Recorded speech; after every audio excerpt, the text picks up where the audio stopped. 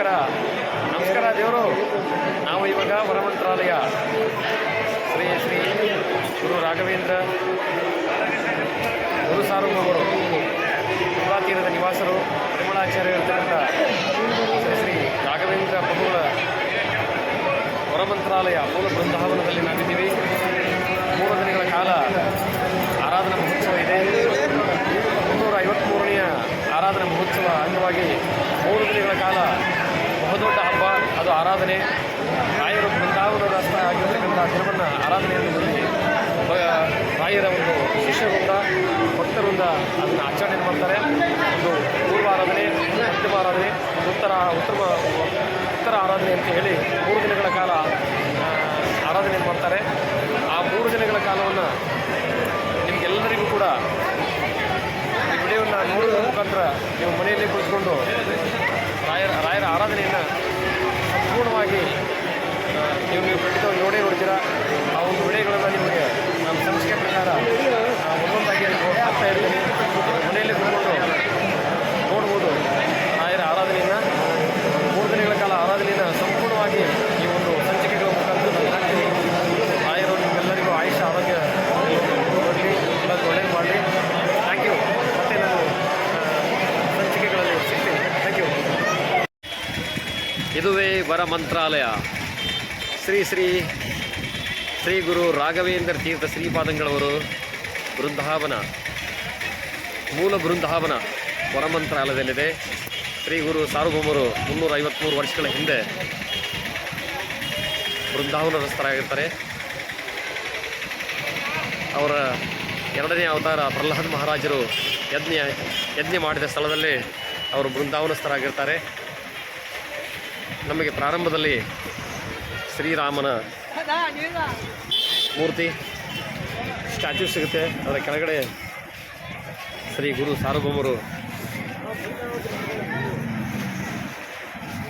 ಸಿಂಹಾಸನವನ್ನು ಅಲಂಕರಿಸಿದ್ದಾರೆ. ಶ್ರೀರಾಮನ ದರ್ಶನವನ್ನು ಹಾಗೂ ಶ್ರೀ ಗುರು ರಾಘವೇಂದ್ರ ಪ್ರಭುಗಳ ದರ್ಶನವನ್ನು ಮಾಡ್ತಾ ನಾವು ಇವಾಗ ಒಳಗಡೆ ಪ್ರವೇಶ ಮಾಡೋಣ. ನೋಡಿ, ಮಂತ್ರಾಲಯ ಹೇಗಿದೆ ಅಂದರೆ ಮಿನಿ ವೈಕುಂಠ. ಸ್ವರ್ಗ ಎಲ್ಲಿದೆ ಅಂತಂದರೆ ಅದು ಮಂತ್ರಾಲಯದಲ್ಲಿದೆ ಅಂತ ಹೇಳಿದರೂ ಕೂಡ ತಪ್ಪಾಗಲಾರ್ದು. ನೋಡಿ ದೇವರು ಹೇಗಿದೆ ವರಮಂತ್ರಾಲಯ. ನಿಜವಾದ ವೈಕುಂಠ, ನಿಜವಾದ ಸ್ವರ್ಗ ಎಲ್ಲಿದೆ ಅಂದರೆ ಅದು ಗುರು ಸಾರ್ವಭೌಮರ ಬಳಿ ಇದೆ ಅಂತ ಹೇಳಿದರೂ ತಪ್ಪಾಗಲಾರದು. ಹಾಗೆ ಕಣ್ಗೂಡಿಸ್ತಾ ಇದೆ ನೋಡಿ.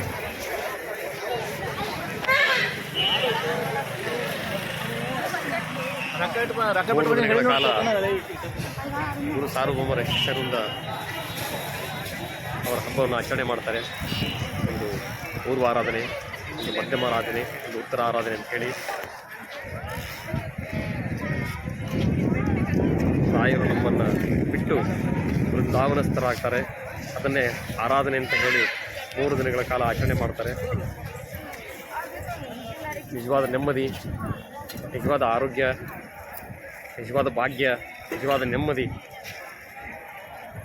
ನಿಜವಾದ ಆಯಸ್ಸು, ನಿಜವಾದ ವೈಕುಂಠ, ನಿಜವಾದ ಸ್ವರ್ಗ ಎಲ್ಲಿದೆ ಅಂತ ಹೇಳಿದ್ರೆ ಅದು ಶ್ರೀ ಗುರು ಸಾರ್ವಭೌಮರು ನೆಲೆಸಿರತಕ್ಕಂಥ ವರಮಂತ್ರಾಲಯ.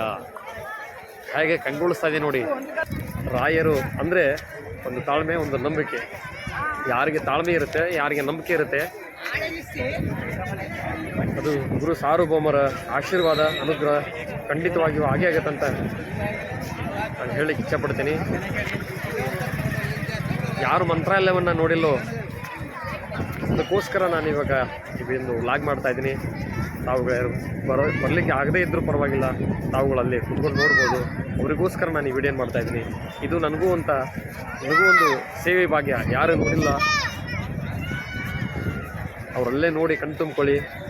ಗುರು ಸಾರ್ವಭೌಮರು ನೆಲೆಸಿರ್ತಕ್ಕಂಥ ವರ ಮಂತ್ರಾಲಯವನ್ನು ಯಾರು ನೋಡಿದ್ರ ಪರವಾಗಿಲ್ಲ, ನೋಡದೇ ಇದ್ದವರು ನೋಡಿದವರು ಕೂಡ ನೋಡದೇ ಇದ್ದವರಿಗೆ ವಿಡಿಯೋನ ಶೇರ್ ಮಾಡಿ. ಅವರು ಎಲ್ಲ ನೋಡಿ ಹೇಗಿದೆ ನೋಡಿ ವೈಕುಂಠ, ಸ್ವರ್ಗ. ಜೀವಂತ ಇರುವಾಗಲೇ ವೈಕುಂಠವನ್ನು ತೋರಿಸಿರ್ತಕ್ಕಂಥವರು ನಮ್ಮ ರಾಯರು, ಗುರು ಸಾರ್ವಭೌಮರು, ಮಂತ್ರಾಲಯದ ಮಹಾಪ್ರಭುಗಳು, ಶ್ರೀ ಶ್ರೀ ರಾಘವೇಂದ್ರ ತೀರ್ಥ ಶ್ರೀಪಾದಂಗಳವರು. ನೋಡಿದವರು ಕೂಡ ಆರಾಧನೆಗೆ ಬರದೇ ಬರಲಿಕ್ಕಾಗದೇ ಇದ್ದವರು ತಾವುಗಳು ಅಲ್ಲೇ ಕೂತ್ಕೊಂಡು ಈ ವಿಡಿಯೋನ ನೋಡಿ ಆಶೀರ್ವಾದ ತಗೊಳ್ಳಿ ಶ್ರೀ ಗುರು ರಾಯರದು.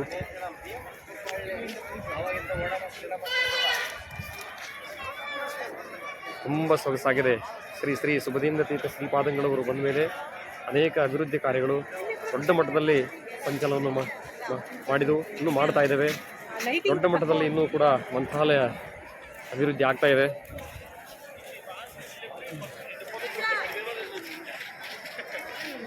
ಆದಷ್ಟು ತಾವುಗಳೇ ಯಾರು ರಾಯರ ದರ್ಶನವನ್ನು ಮಾಡಿಲ್ಲ, ಯಾರು ಮಂತ್ರಾಲಯಕ್ಕೆ ಬಂದಿಲ್ಲ, ಆದಷ್ಟು ಬಿಡುವು ಮಾಡಿಕೊಂಡು ಹೊರ ಮಂತ್ರಾಲಯಕ್ಕೆ ಭೇಟಿ ನೀಡಿ ರಾಯರ ದರ್ಶನವನ್ನು ಮಾಡಿ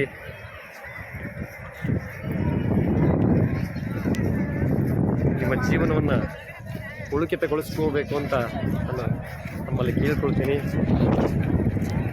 ಎಂದೂ ಸಿಗದವಾಗಿರ್ತಕ್ಕಂಥ ನೆಮ್ಮದಿ, ಒಂದು ಆರೋಗ್ಯ, ಒಂದು ಪ್ರೀತಿ, ಕಾಳಜಿ, ಸಹಕಾರ ಶ್ರೀ ಗುರು ರಾಯರ ಪಾದದಲ್ಲಿದೆ.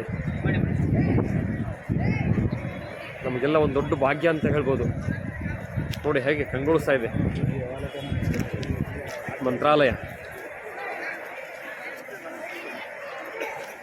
ಇದೆ ನೋಡು ಮಂತ್ರಾಲಯ, ರಾಯರು ನೆಲೆಸಿದ ವೃಂದಾವನ ನಿಲಯ.